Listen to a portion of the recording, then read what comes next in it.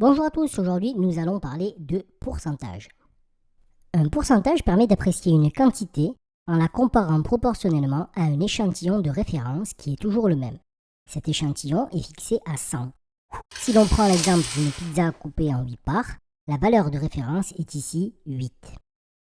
Si Tom mange 2 parts de cette pizza, il aura alors consommé 2 parts sur 8 parts existantes. Cela peut s'écrire 2 sur 8 et se lit 2 huitièmes.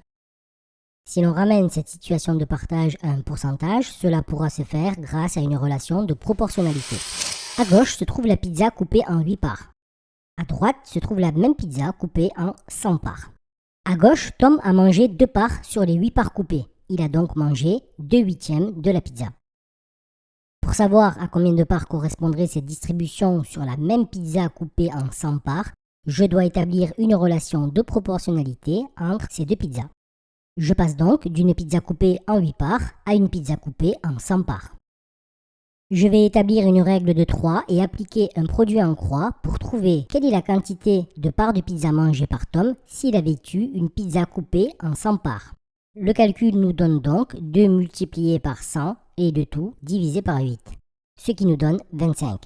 Donc ici, la part de Tom correspond à 25 sur 100 de la pizza, soit 25 centièmes qui se lit aussi 25%.